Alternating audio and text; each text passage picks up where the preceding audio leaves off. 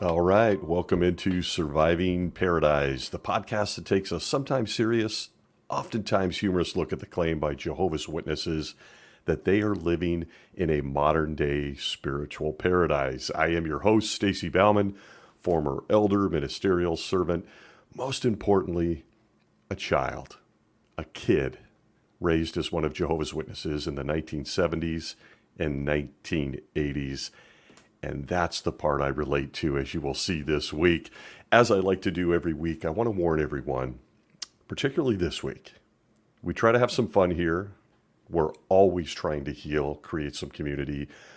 Each episode sometimes features some sarcasm, humor, and more. It's all the perspective of just this imperfect guy on this side of the microphone. It is never meant to offend. I sense there won't be a lot of laughter this week as I'm about to go straight intense. I want to thank everybody for listening in. If you stumbled in here and you're a Jehovah's Witness, please stay. Please stay. I'm going to start off by posing a question. How much do you personally value innocence? Innocence is a treasure. It's such a unique thing. Wouldn't you agree? Once innocence is gone, you can never get it back. You can't go down to your local grocery store or go see a doctor or pray or anything to get back lost innocence, ever. I always love the lyrics in the famous classic Jimi Hendrix song, Little Wings, where he says, butterflies and zebras and moonbeams and fairy tales. That's all she ever thinks about, riding with the wind. Rest in peace, Jimmy. Those are awesome lyrics. And I always thought that it was a nice glance, a nice description at what innocence is, particularly when it comes to a child. When do we lose it? When do we lose innocence? I honestly wish I could remember the day I did. And the truth is, I don't. And I think in retrospect, it's oftentimes something that just gets away from you. It just starts to drift away as we get older. But innocence, in my mind, is precious.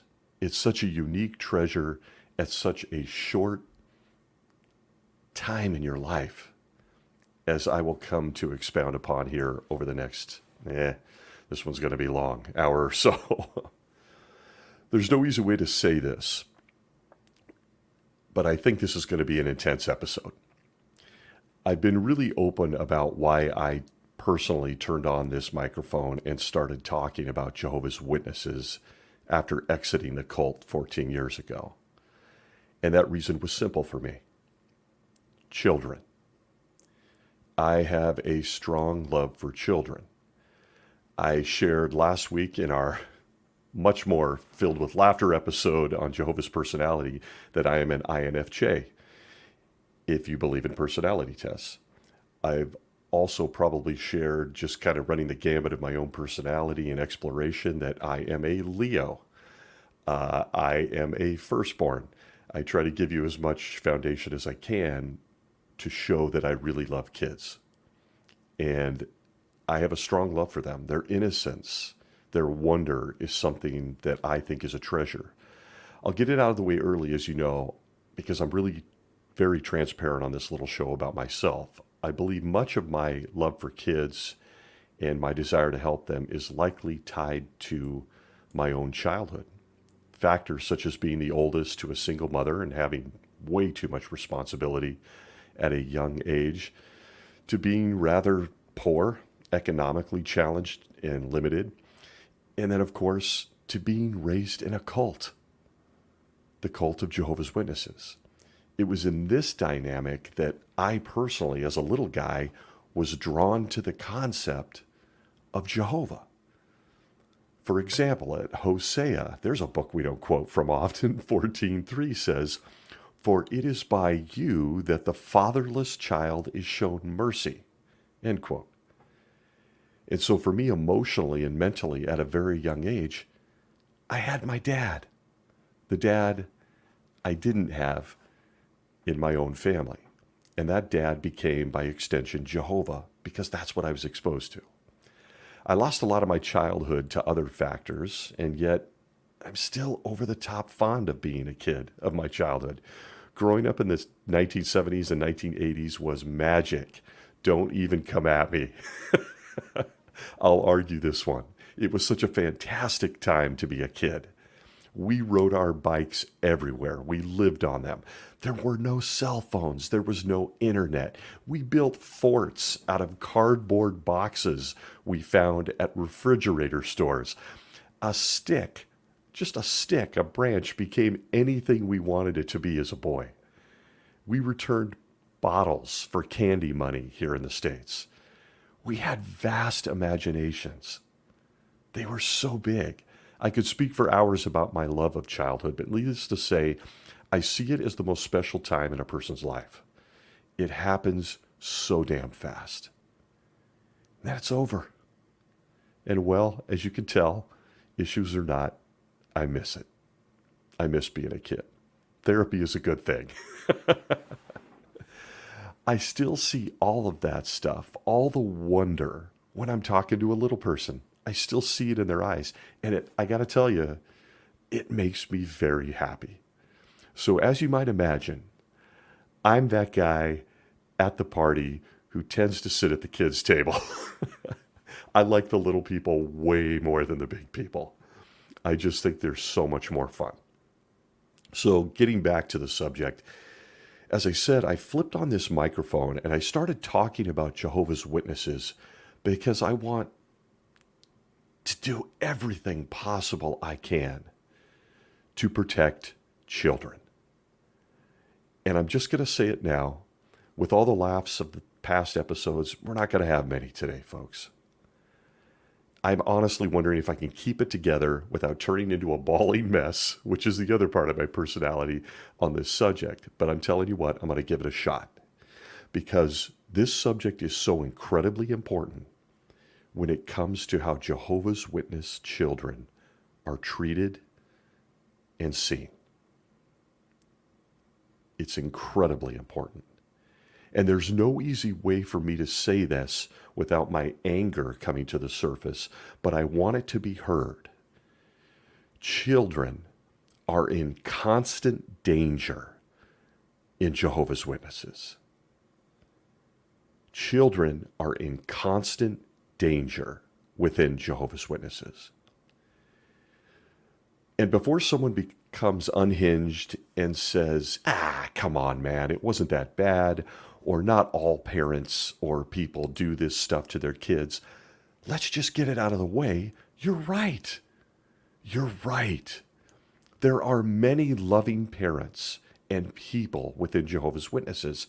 The majority of them are wonderful, loving people within Jehovah's Witnesses who love and adore their kids. Many, countless. There are many adults who actually ignore the counsel from the governing body. There are many adults that love their children dearly, okay?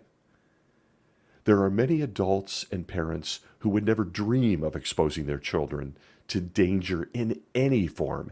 And that's why what is happening to the children of Jehovah's Witnesses, those that are victims, is so incredibly evil.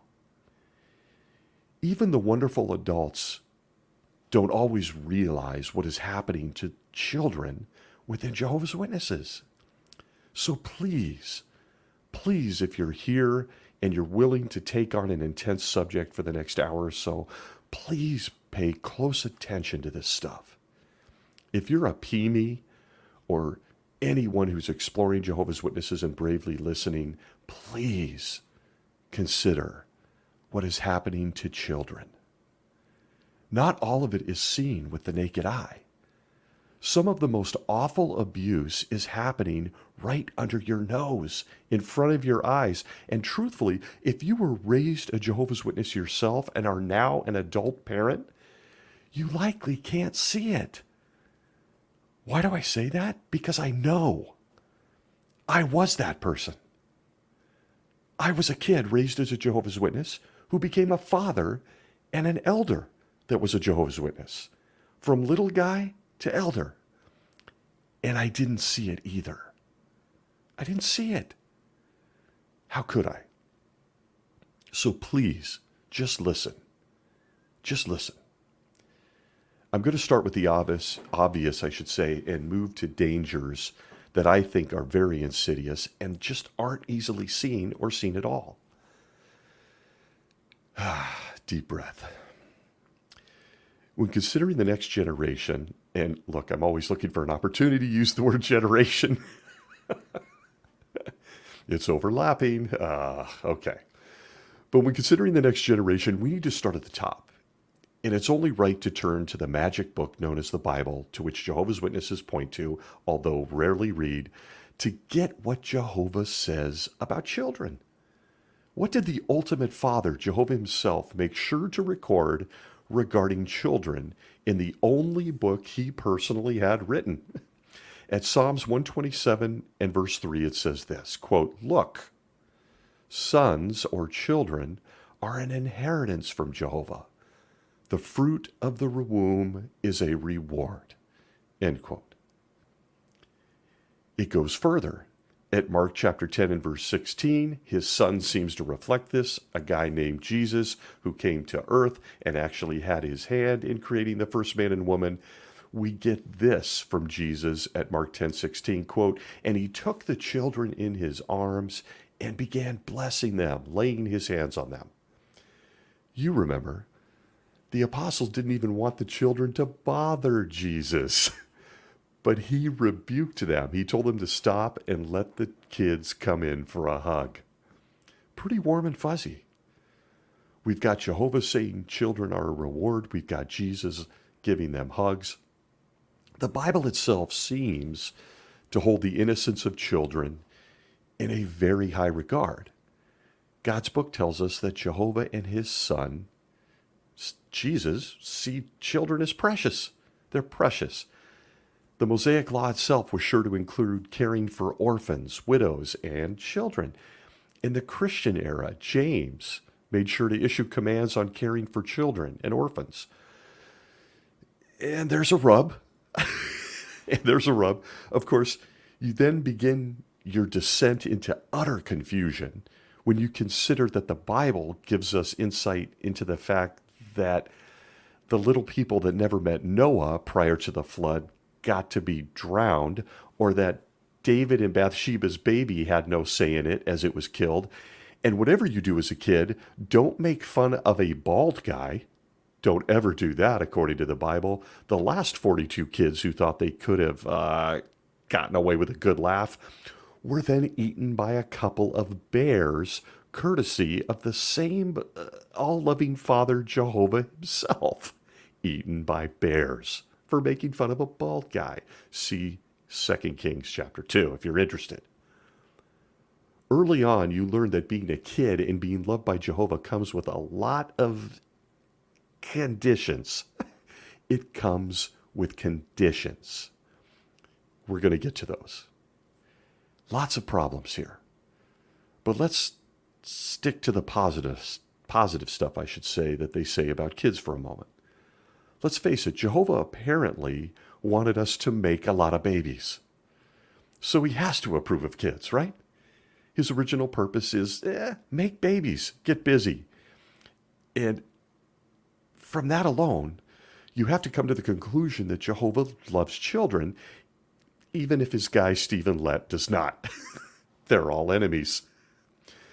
But with this in mind, it's fair to ask, just how much does Jehovah, his son Jesus, and his chosen organization of Jehovah's Witnesses value the most precious, lovable, fun-loving gifts on this planet? Jehovah's Witnesses go out of their way to speak highly of children and to give the impression that children are very important to the organization. An example, the Awake of 1997, August 8th, pages 8 through 11, the article, "Help Your Children to Thrive." We get this, quote, "The Bible provided a lofty standard. It taught the Jews that children were precious, actually to be viewed as an inheritance from God himself, and were to be treated accordingly." Psalms 127:3, end quote. Trust me when I say that the leadership of Jehovah's Witnesses has a keen interest in children. They certainly do. They make it very widely known. But listen, it's not for the reasons they state, and it's not for the reasons that meet the eye, or even for what comes natural to the rest of us. One of my favorite quotes in reference to the little people comes from Nelson Mandela, the anti-apartheid revolutionary political leader, where he said, quote, "There can be no keener revelation of a society's soul than the way in which it treats its children." End quote. And so there it is. Let's put the claims of both the New World Translation, the Greek scriptures, we won't go into the Old Testament, their countless billion pages of literature, the 9 guys in upstate New York, let's put what they say about kids and how they actually physically treat children to the test. Despite their best efforts to claim they love kids, I'm going to warn you right now that their actions betray them. It reminds me a lot of what their guy Jesus had to say regarding leaders that claim one thing, but then they show us another. At Matthew 15:8, you remember Jesus' words where he said, "This people honor me with their lips, but their hearts are far removed from me." End quote. You don't say, Jesus. You don't say. Seems like you've drawn a bit of a line in the sand. So let's use that line to take a look at some obvious and not so obvious reasons that I believe children are in constant danger among Jehovah's Witnesses. I'm going to emphasize that this is nothing more than a couple, 2 or 3 examples. 2 or 3. If you're thinking, why is there even one? You're my kind of person. But there is more than one. But we're going to take a few examples. And some of these examples, from my experience as a witness, as an elder, and as a little guy, are often overlooked. And let me tell you, these examples that I'm about to share haunt people. They go from little kids to adults haunted by this stuff for the rest of their lives. And let me just say it right now. That includes me. That includes me. I'm going to get to the toughest one for me to talk about.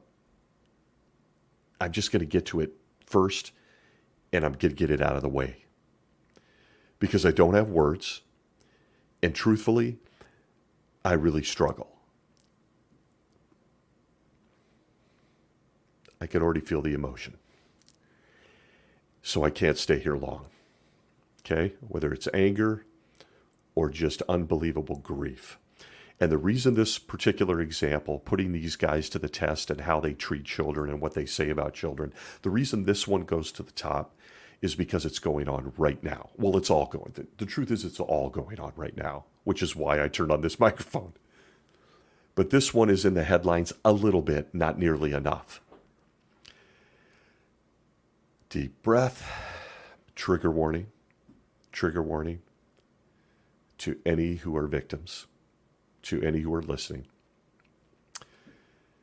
Jehovah's Witnesses and the governing body, who they claim are chosen by the almighty creator of children himself and his son, who let him come in for a hug, are allowing rampant child sexual and physical abuse within the walls of kingdom halls of Jehovah's Witnesses. Going to be a lot of pauses for me to keep it together, folks. So apologies. And a huge, huge hug to anybody and so many people I know personally that have been victims of this. You might be initially wondering how a God of love allows this to go on in his chosen religion. You may be wondering how or why he protected his own son from Satan, but he won't protect yours. But the worst part of this whole Jehovah loves kids narrative is that he is the same father who sent the original sexual and physical predator to the earth to harm his children. So, if you're intellectually where I am, why are we surprised that Jehovah's Witnesses simply follow his example? That the governing body and the legal department, the fastest growing department in upstate New York, simply do what Jehovah does, which is turn a blind eye. How does an organization that makes the claim that Jehovah loves children, that they're precious to him, to the point where all of us are likened to his children, allow an environment where precious, innocent kids are exposed to sexual predators? And if you're bravely listening and you're sick like I am in this real moment, it's much worse than we realize. It is. They've only uncovered the tip of this nasty disaster. For those that may be new to this fact, Jehovah's Witnesses hide sexual predators and allow them to continue attending meetings in those windowless kingdom halls you drive by in your community. I'm not being dramatic, even though I'm pissed. I'm just going to say this. I lived it. I was an elder, and as I've shared on this show before, at one point, I was assigned by then Brooklyn Bethel in the late and mid-early 2000s to give instructions to the other elders at Kingdom Ministry School, a school set up over 2 days for only Jehovah's Witness elders to attend and talk about all the secret stuff, from finances to how to deal with sexting, or worse, how to deal with sexual predators sitting next to you in a kingdom hall of Jehovah's Witnesses. If you're thinking, what the hell? Why are they there? Keep thinking it. Jehovah's Witnesses claim that they abhor child abuse and have attempted to put on an unbelievable good PR campaign and a good face regarding what is a devastating issue to babies. On the website, you're going to find a document right now called Jehovah's Witnesses' Scripturally Based Position on Child Protection, where they drone on about it being a crime and elders don't protect the bad guys. It's all a lie. Don't believe the media. And let me tell you what, it's a bold and disgusting lie. They're lying to all of you, to all of us. I know. I was an elder. I dealt with this. And those guys in your congregation received zero formal training on how to deal with something so disgusting and so evil, I can barely speak of it. As was the case when I was on stage sharing what New York told me to share or give direction to the elders, elders are told to first call the legal department to get direction on how to protect Jehovah's Witness assets, not children, and what to do with secular laws at their particular location, wherever they may be in the world. They are then asked a series of questions by the legal department, which contributes to their widely known secret database of pedophiles. A database they won't give up to the authorities because they legally separated their organization. They built it into business units. An organization they want us to believe is run by Jesus himself and Holy Spirit. They've separated it from the other department, which they call the Christian Congregation of Jehovah's Witnesses, thereby protecting a secret database of sexual predators in your kingdom halls. Jehovah apparently directed them to keep the database secret and was willing to pay the court $4,000 a day for not submitting the database and the documents to the authorities. Watchtower just gave them their debit card instead of giving them people who harm children. The Watchtower has appealed this. There are so many court cases, I won't even go into this.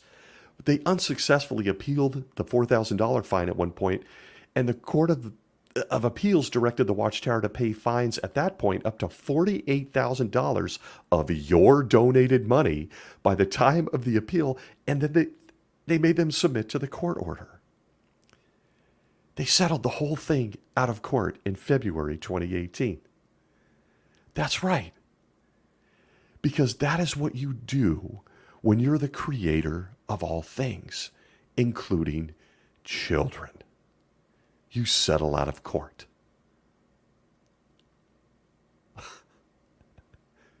But wait, new light. The Elder's Manual, Shepherd the Flock of God, easy to obtain. I have my own copy, and updated in April of 2022, it makes a new acknowledgement, that some elders, quote, may be obligated by law. Notice the word may be obligated by law to report the allegation to secular authorities, end quote. But the manual, the book that Jehovah and Jesus has given your congregation elders, the guys said to protect your children,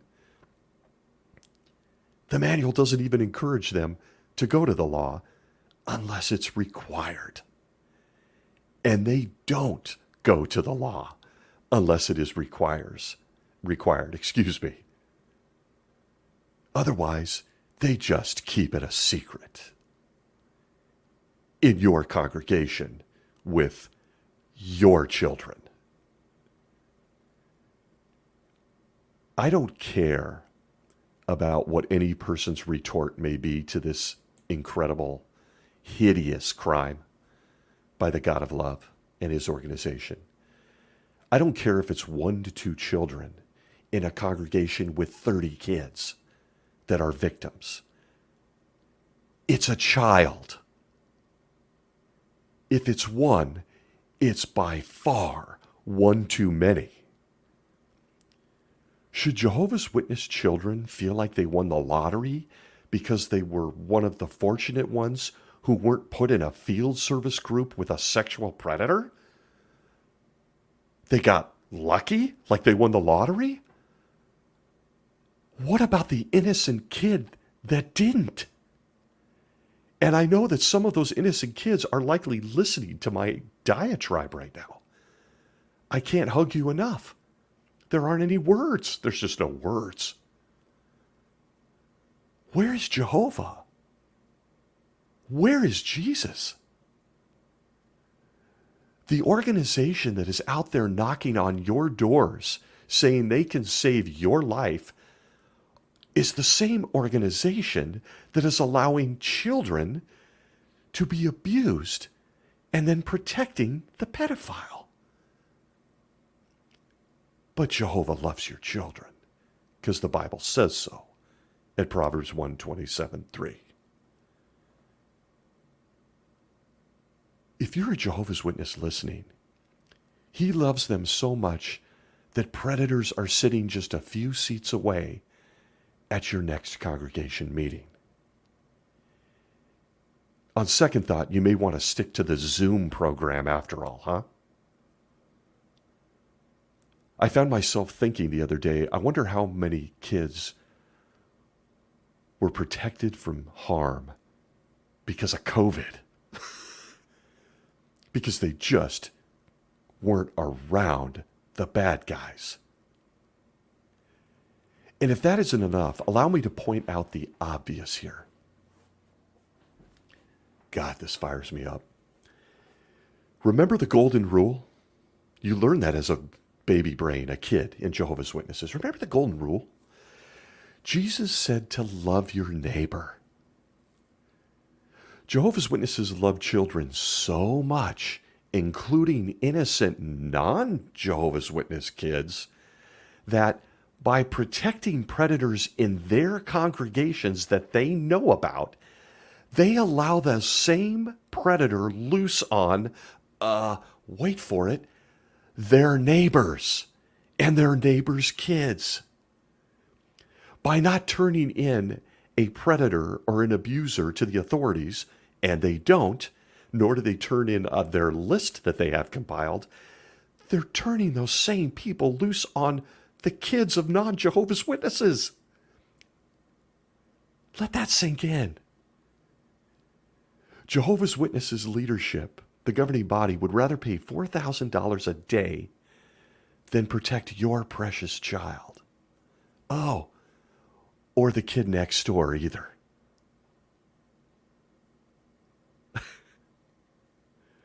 Former, precious, innocent children, now adults,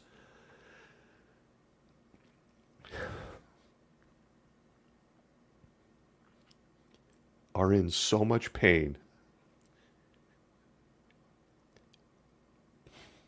It's not definable. And Jehovah's Witnesses love children so much, they're now paying multi-millions in lawsuits. And they'd still rather do that than just turn over the predators. God's organization. And in the end, they're a true reflection of their Father, aren't they? Aren't they just following Jehovah's example? The worst predator in human history is still on the loose, folks. He's in our bedrooms. You know, the earth. That's the belief by Jehovah's Witnesses. 1914, Jesus got there. He kicked the worst predator in all of history, the predator of all predators, down to our house where he still lives. Aren't Jehovah's Witnesses and the governing body just following Jehovah's example after all?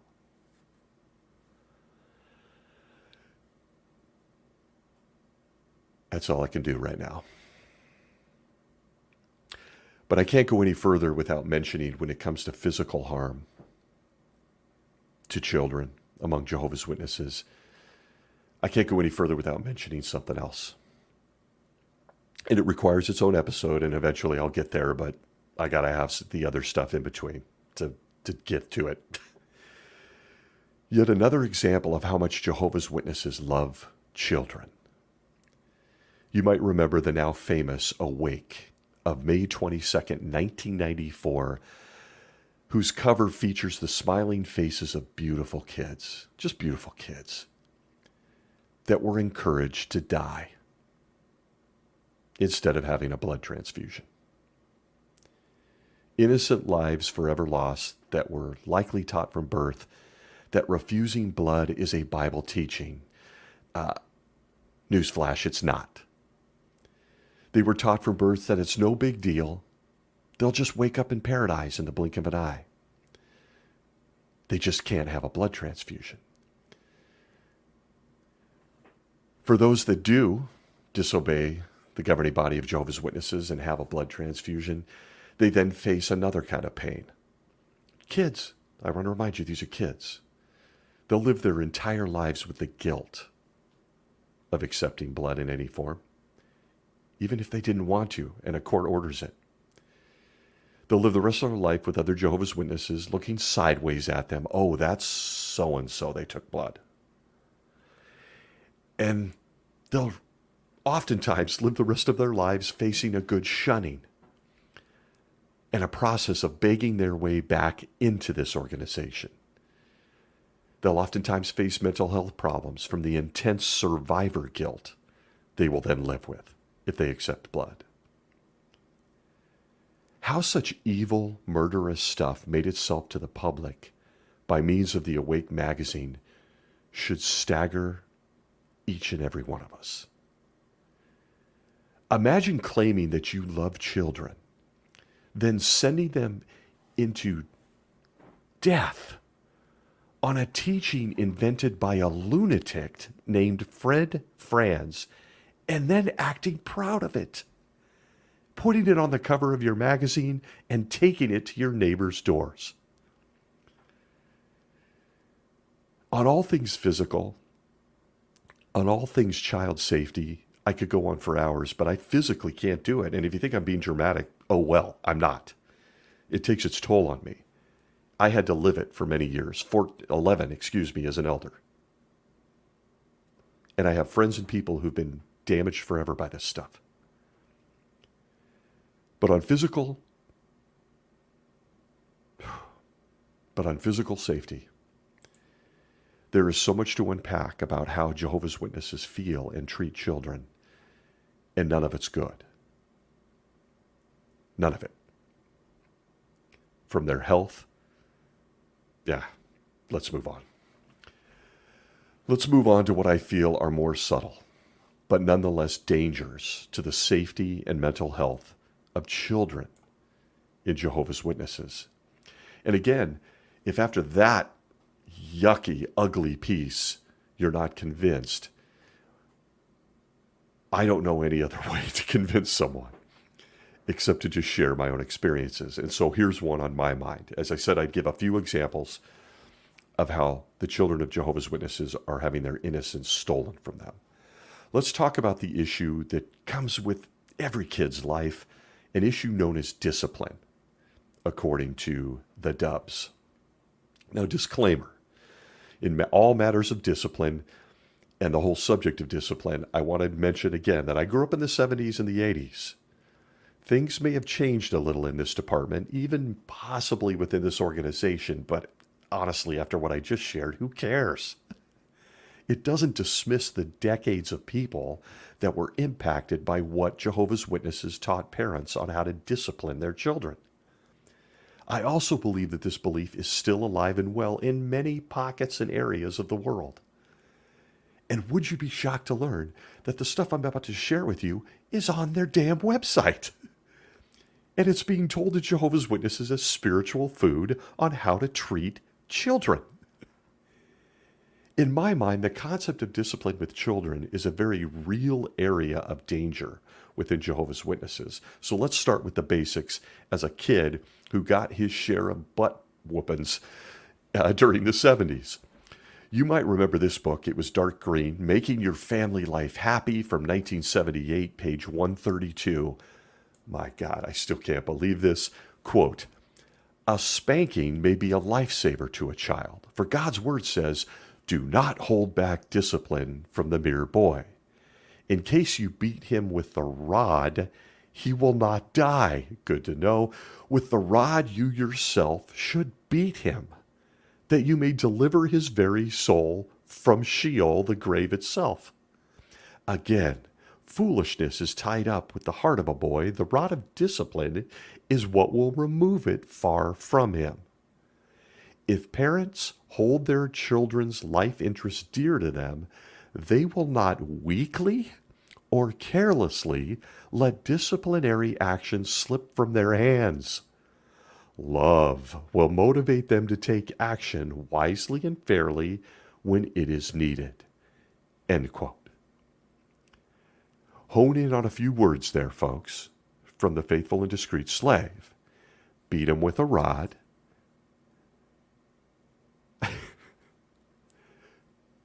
Don't let this opportunity slip away.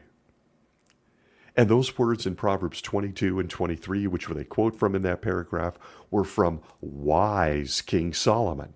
You know, the guy that thought it was a good idea to pretend cutting babies in half would get him the answers he needed.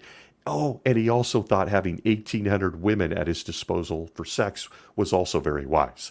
Wise King Solomon. Beat your kids with a rod. Anytime you're advising beating a child with a rod, let's just say, I have a problem and I really hope I'm not alone. And look, I got the belt, I got the switch, I got the wooden spoon. And before the more conservative listeners among us gets upset, please don't. Please don't. I got spankings. I don't have scars from them. I didn't spank my own kids, subject for another story. But when you're encouraged by Jehovah's organization to beat your kids with rods or anything else, we have abuse. Period. It's abuse. When you're encouraged to not be weak about it, it's really mind-blowing. Can we get a beating meter, Jehovah? So I know I'm not being weak while beating my kid with a rod? But hey, why are we surprised? What did Jehovah himself say to do with stubborn, rebellious children? Would you like an answer? From the Holy Book at Deuteronomy 21, verses 18 through 21 on all things kids, quote, "If a man has a son who is stubborn and rebellious, and he does not obey his father or his mother, and they have tried to correct him, but he refuses to listen to them, his father and his mother should take hold of him and bring him out to the elders, at the gate of his city, and say to the elders of his city, 'This son of ours is stubborn and rebellious, and he refuses to obey us. He is a glutton and a drunkard.' Then all the men of his city must stone him to death." End quote. What? You've got a kid. You've got a rebellious kid. I think most of us can relate. Be home at 11, you're home at 12. I don't like vegetables. Where do I even begin? He's stubborn. He's rebellious. Jehovah's advice was, take him out front, get the neighbors, and let's all throw rocks at his head till his brains come out of his skull. What? And I don't know about you, but I was a very stubborn kid. And in high school, I went to the local convenience store, filled my cup up with half Coca-Cola and the other half with some rum one of my buddies had brought to school, and we went to class, hammered. I'd like to genuinely thank my mother for not taking me out in the front yard and throwing rocks at my head until my brains popped out. But look, during my time as a kid and also as a Jehovah's Witness elder, I saw parents get out of hand with discipline. I saw smacks to the face, which is awful, that were incredibly violent. I saw fistfights, and some of those were elders with their sons, and I'm not kidding. And I was a real fun teenager, and then I had a real fun teenager, so don't come at me with the frustration. Been there, made my own mistakes, but didn't spank my kid. But beatings? Rods? Smackdowns? How many remember the Dr. Spock stuff from the 70s? He was against physical discipline, and he produced books and white papers on the subject. And the Watchtower, the governing body, went on a rampage lying to people, saying that he regretted saying don't spank your kids. And he was now all for it. Yeah, I made a mistake. I'm back to that beating thing. You should do it. From the Watchtower of 1993, March 1st, page 32, we get this, quote, "For a whole generation in the West, Dr. Benjamin Spock was the foremost advisor in the matter of educating children. Then he admitted that his advice had been mistaken. How much wiser to have God as our dwelling place. They grossly misquoted him in this article and tried to use it to encourage the witnesses to get back to spanking their kids." Sorry, I'm actually not giving that the weight it should have. According to this verse from the Watchtower 93, March 1st, page 32, and the subsequent Bible verses I read, maybe they were encouraged them to beat them with rods, or was it just get down to stoning them if they're rebellious? Where do I even go? Kids. Bratty kids. Rebellious kids. Preteens. Teens. This is what the Organization of Jehovah's Witnesses believe, and it's still on their website. Jehovah's Witnesses should be doing to get their kids in line. This is how they treat the innocence of baby brains and children. Discipline, as encouraged by the Bible and Jehovah's Witnesses, against kids. But forget lying about eating cookies before dinner or not taking out the garbage or skipping your chores. Discipline against children takes a very ominous tone when you consider baptism and shunning. Jehovah's Witnesses begin to encourage baptism from birth. There are accounts in the Watchtower in print of children dedicating their lives to Jehovah's Witnesses as young as 8 years old. 8! If you don't believe me, please take a deep breath with me. This year's district convention features a talk telling kids that they need to get baptized or they're going to die at Armageddon. The speaker even refers to them as being vaporized. What? That's right. Get in the pool or die. That's it. Don't minimize this. There is also a brand new Caleb and Sophia video just released showing little kids that they need to get baptized now. Sophia's mother tells her it is time now. Kids are watching this cartoon at an incredibly impressionable age, and they are being told to get baptized as one of Jehovah's Witnesses. And how does this tie in with discipline? Let's take a look. Once a child gets into that pool and gets wet, the organization of Jehovah's Witnesses owns them. They own them. Their age doesn't matter. Never mind that they can't vote, they can't have a beer, they can't get married, they can't sign a contract. They just did sign a contract with Jehovah's Witnesses as a child. And that little act you did while thinking about what cartoon you wanted to watch tomorrow, or just riding bikes with your friends, trying to stay awake at this boring convention, that decision to get in that pool can, and usually does, come back to haunt you the rest of your life when you realize they've trapped you. As an innocent child. A Jehovah's Witness child can't tell you the difference between Noah and Moses, but they're now being held accountable to any and all discipline as handed down by the congregation elders. At 15, after making out with a girl and letting your hands go too far, that kid can be excommunicated and shunned for life, for the rest of their life. If 3 guys they barely know just don't think they're sorry enough about it. Fact. And maybe we should consider this lucky that they weren't taken out in the Kingdom Hall parking lot and stoned to death, according to what their dad says to do in the Bible.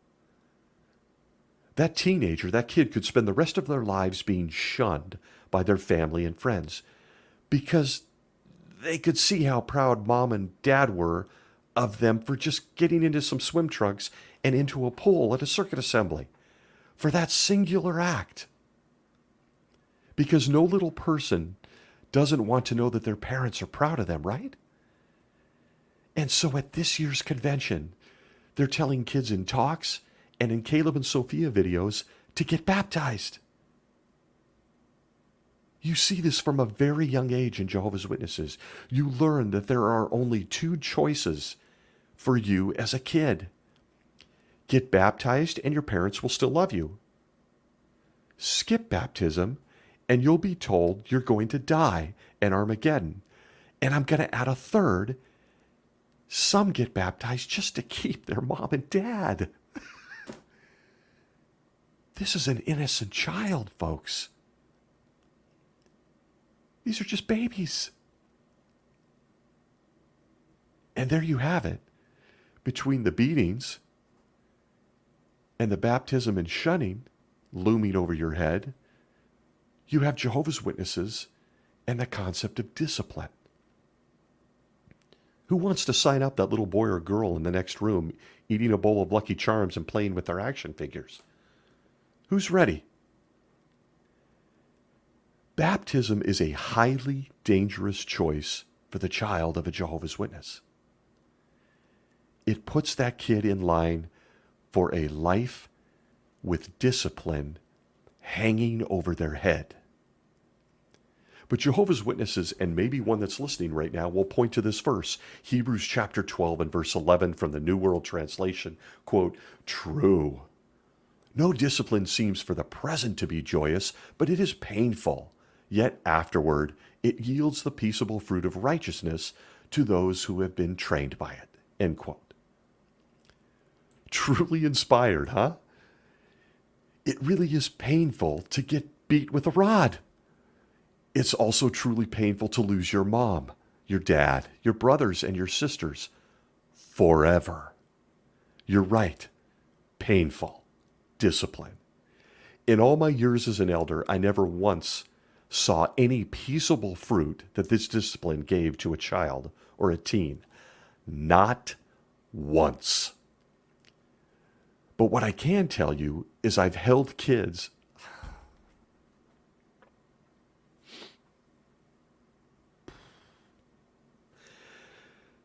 I've held kids in my arms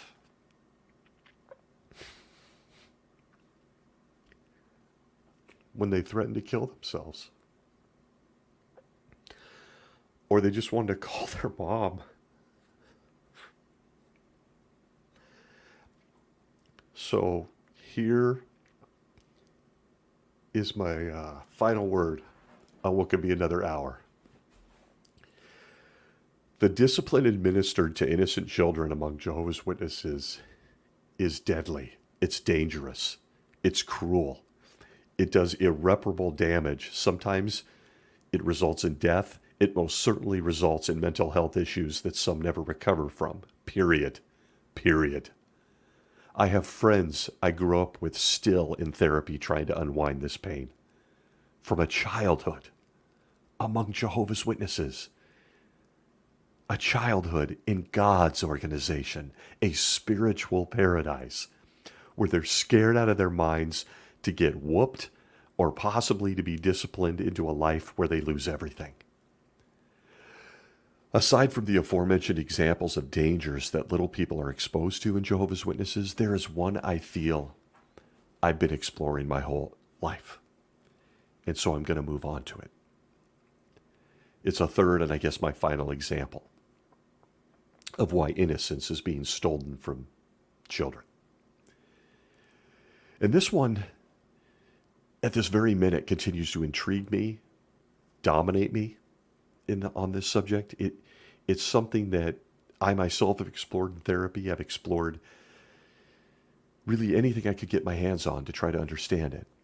And this danger is just unbelievably bad for children, even now. I can't fully wrap my mind around this. And I'm likely going to return to this particular subject on this podcast many times. So you've been warned. I see evidence of this danger every single day in my own life. It's still there. I hear it come out of my mouth when I'm speaking. And look, it's hard to quantify, but it's so very real.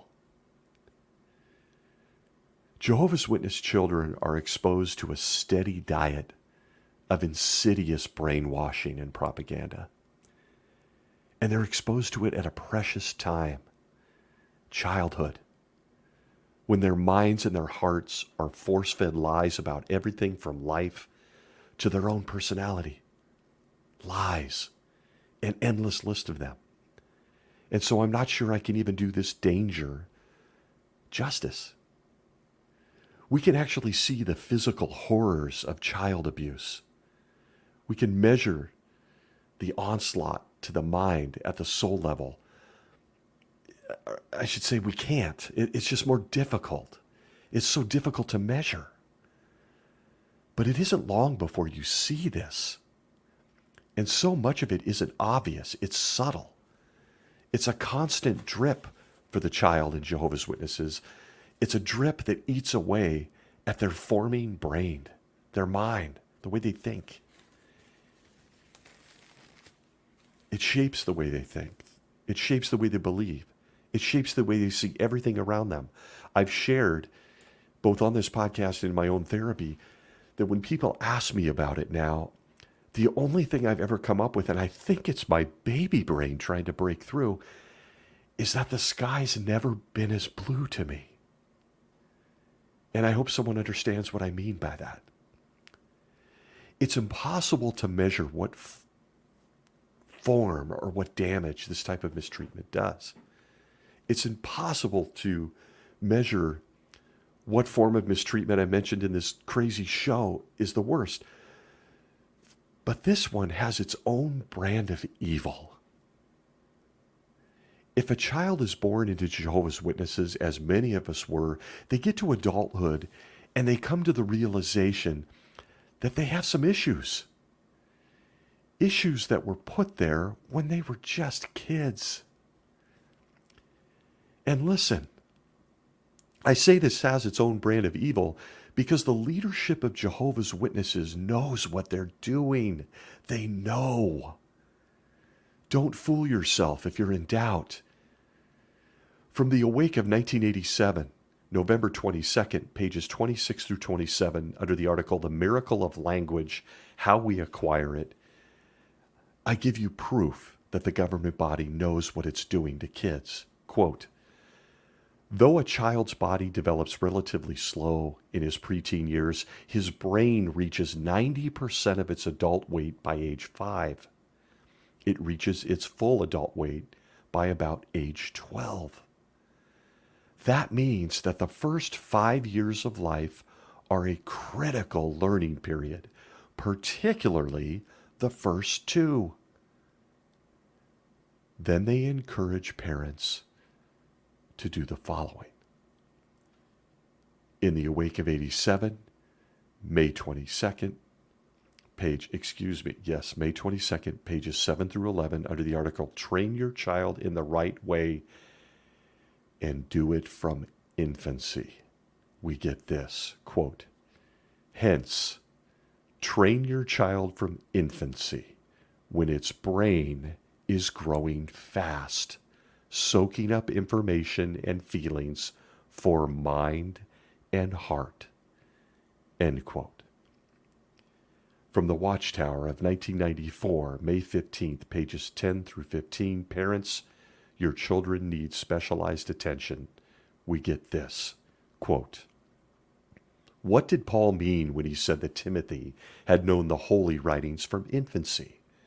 He evidently meant that Timothy had received spiritual training from babyhood, not just from childhood.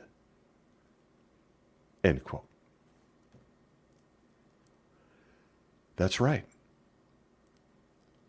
Jehovah's Witnesses love innocent babies and children so much, looking at you, Stephen Lett, that during a time they fall in love with their mother's gaze.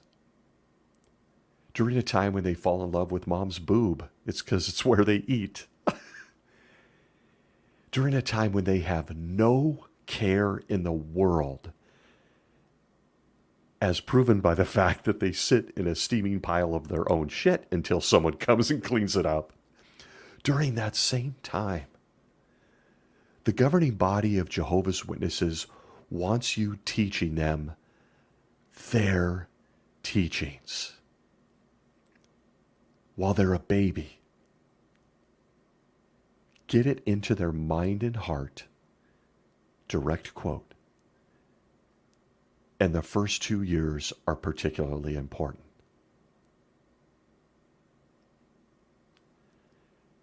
You can see physical abuse. And I'm in no way minimizing that. But how do you measure this? On the scale of danger to horrifying, where do you put brainwashing and stealing the innocence of an infant? But from infancy, a Jehovah's Witness kid graduates to a steady diet of horrifying imagery. Jehovah's Witnesses literally do nothing to protect children from images of death, mayhem, mangled bodies, animals eating dead bodies, buildings on fire, spirit creatures and monsters checking out women, talking animals, images including Jesus.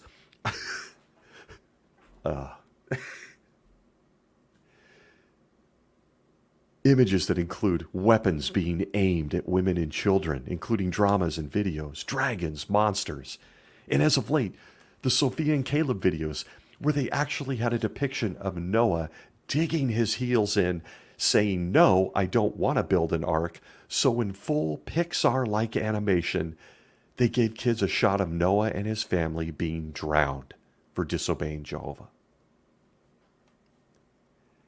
How do you measure the damage to the brain of a baby? And I'm going to say something that may offend someone here.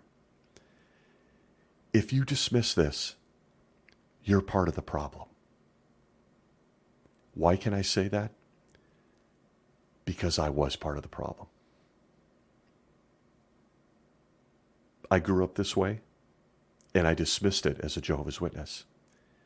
I grew to being an elder who taught this to kids.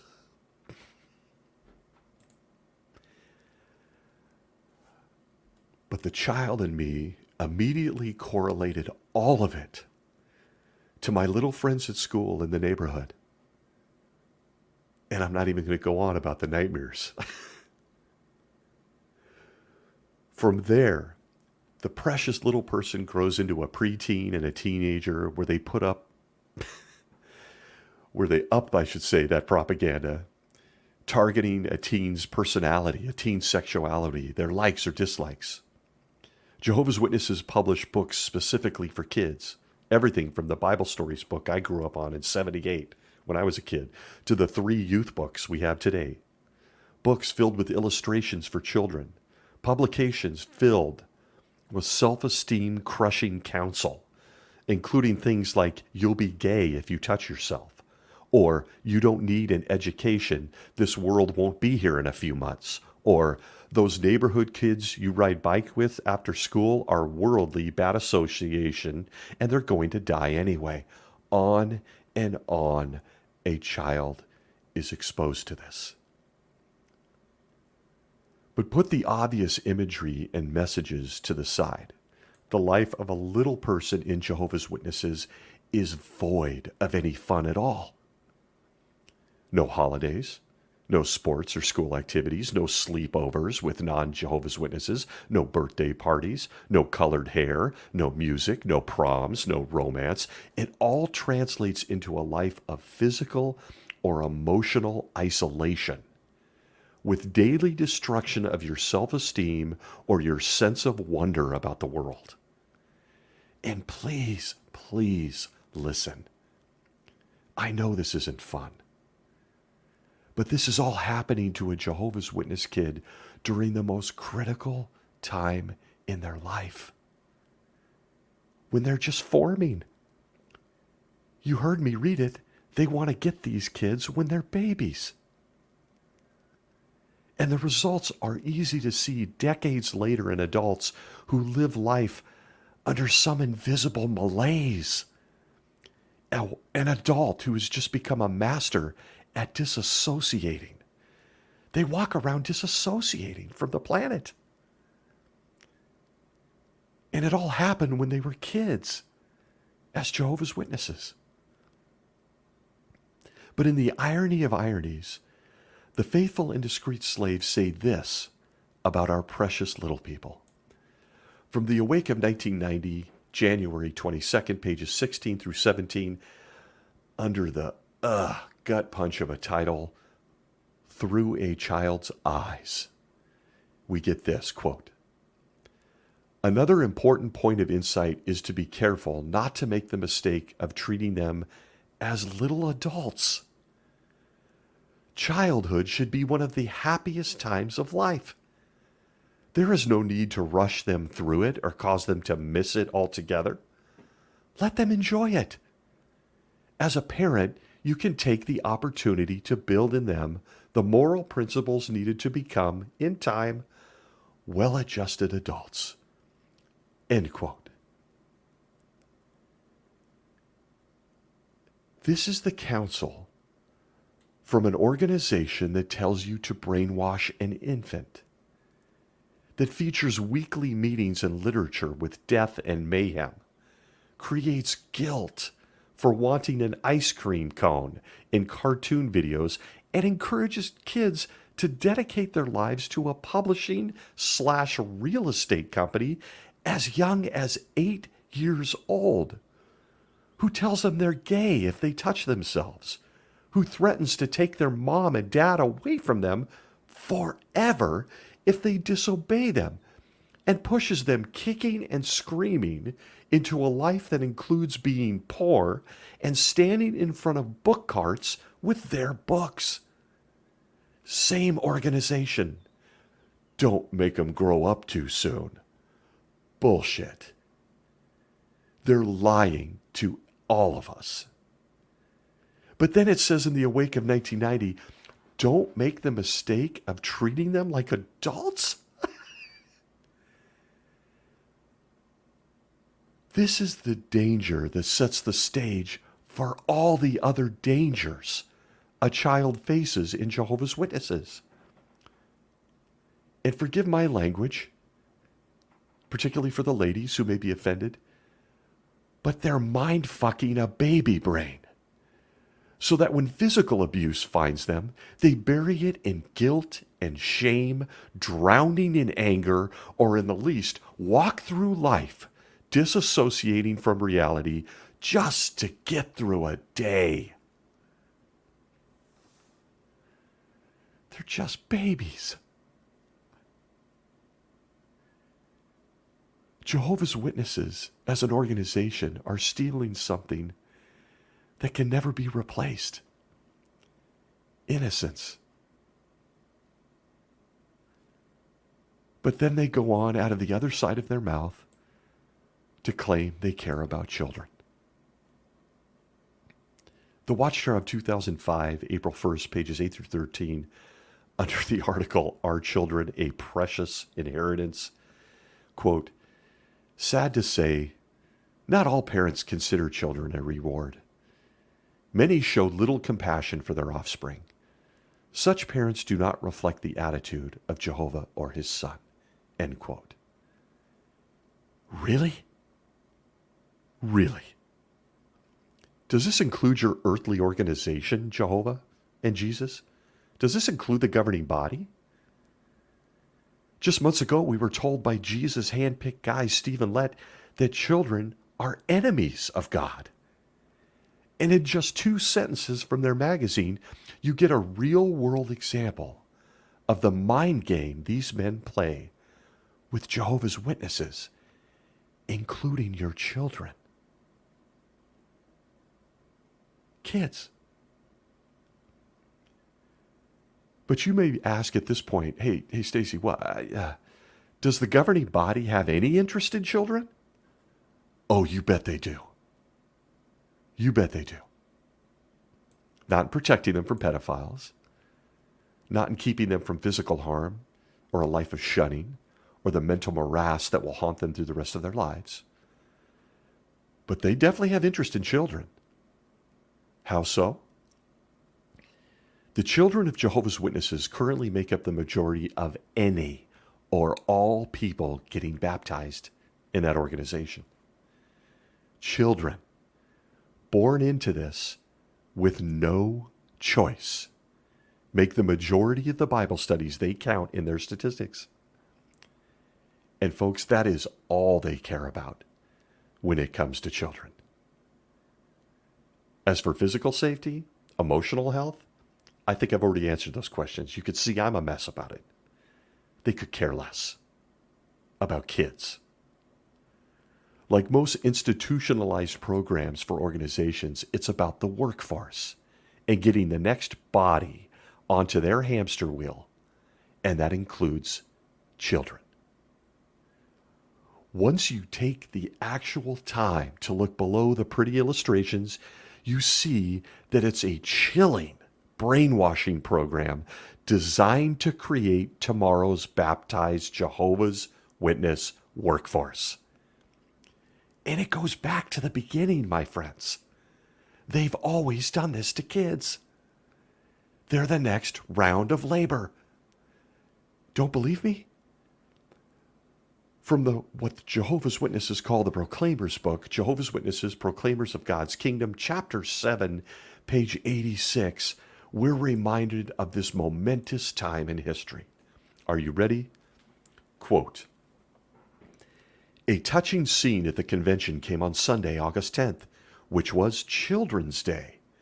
When the morning session opened, 15,000 children between 5 and 18 years of age were assembled in the main arena directly in front of the platform and in a place similarly set aside at a trailer city where an overflow crowd listened. As Brother Rutherford, then in his early 70s, stepped onto the platform, the children cheered and applauded. He waved his handkerchief, and the children waved back. Then, in a clear, kind voice, he addressed the entire audience on the theme, Children of the King. After talking for over an hour to the audience in general, he directed his remarks to the children seated in the reserved sections. All of you children, he said, fixing his attention on the young, beaming faces before him, who have agreed to do the will of God and have taken your stand on the side of his theocratic government by Christ Jesus, and who have agreed to obey God and his King, please stand up. The children rose as one body.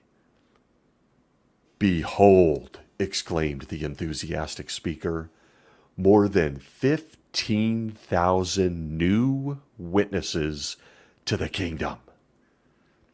There was a burst of applause.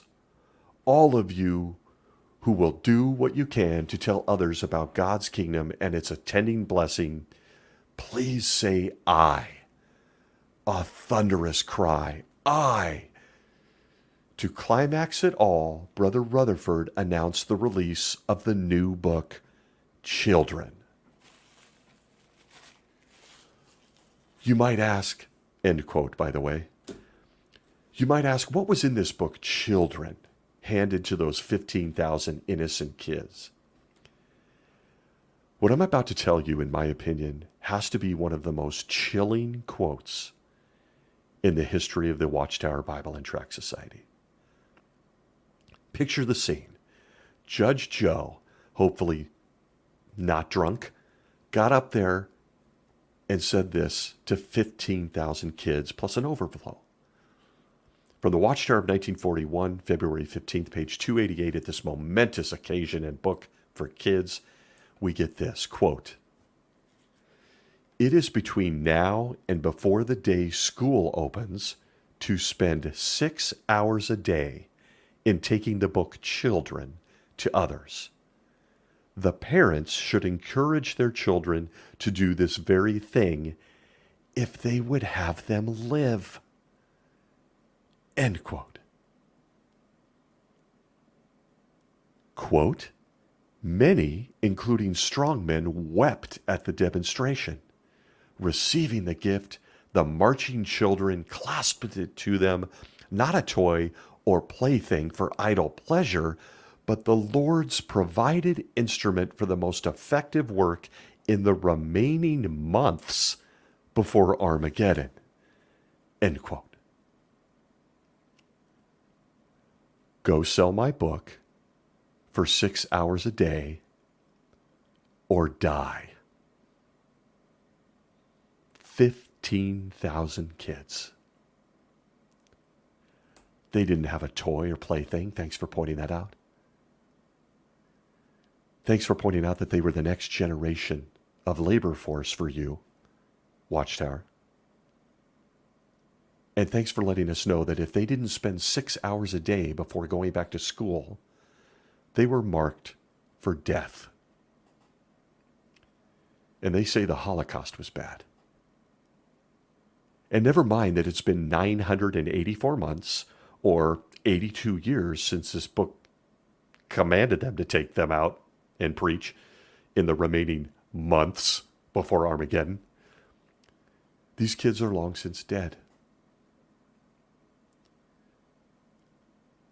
If you doubt what the governing body of Jehovah's Witnesses is doing to children or what the end goal is, you're simply choosing not to see it. There's no discussion of personal dreams. And after years of meetings and handing out books filled with fairy tales, that child looks in the mirror one day and they have gray hair and crow's feet. They stand there staring, trying to figure out what the hell happened.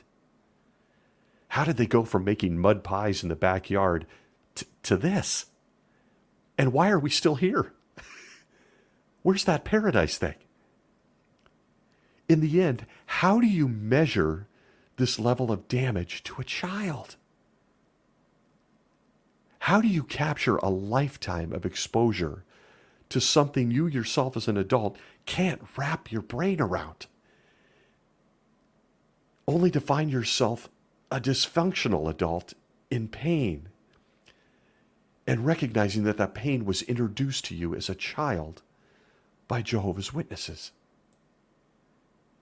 By the time that once innocent child wakes up and realizes it was all a lie, it's too late. It's over. Not only is the innocence long gone, but so are decades of your life.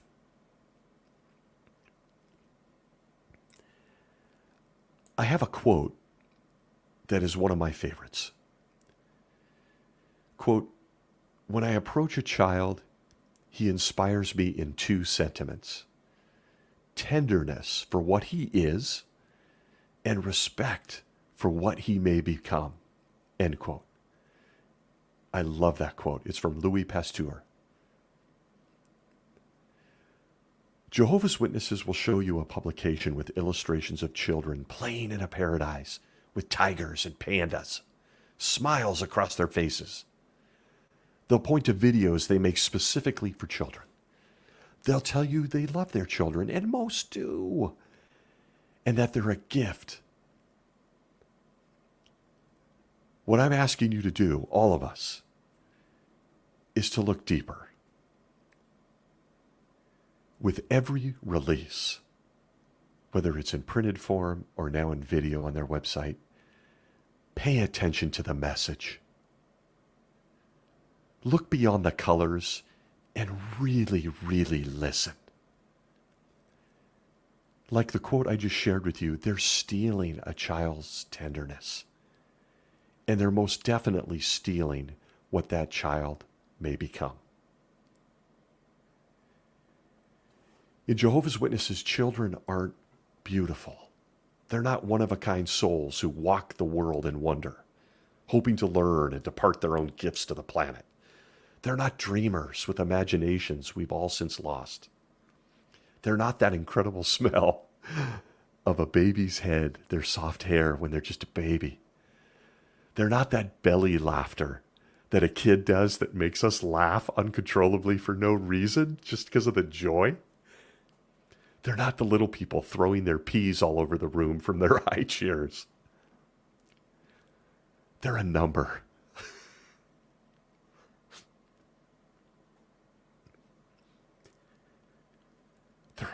They're just a publisher of the Watchtower Bible and Tract Society.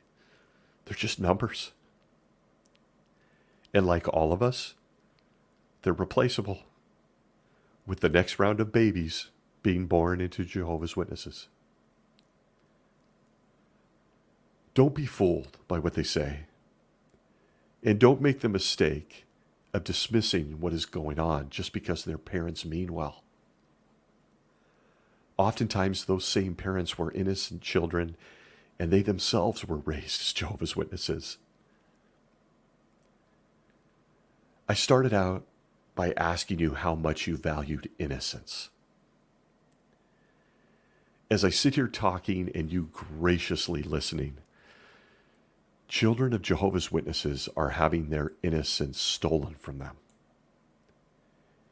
And let me just say that just one child is far too many. To those of you hurting at this moment, and as you can obviously tell, I am, including adults that were victims, I send you the biggest of hugs. I'm so sorry. I grew up in the 70s. Do you remember the Muppets and Sesame Street? Hopefully I'm not the only one that will remember the Muppets and Sesame Street. Jim Henson was something else, man. Jim Henson, who created the Muppets and came from Sesame Street, said it best. He said, quote, "The most sophisticated people I know inside they're all children. Well, if you're listening, that's us. Here we are. Those kids trapped inside these adult bodies. Especially those of us that were raised as witnesses and have broke free. And listen, I guess my only message is that it's on us to do what we can to protect or create awareness for today's little people. I know there's boundaries to what we can do for other people's children or children in general that aren't our own. But as scarred adults and survivors of Jehovah's Witnesses, I think we have a responsibility to create awareness. Even if it's just handing out a hug. Even if it's just screaming. I just want to encourage everybody. Do something. They're stealing kids. Thanks for listening. Till next week. Be well.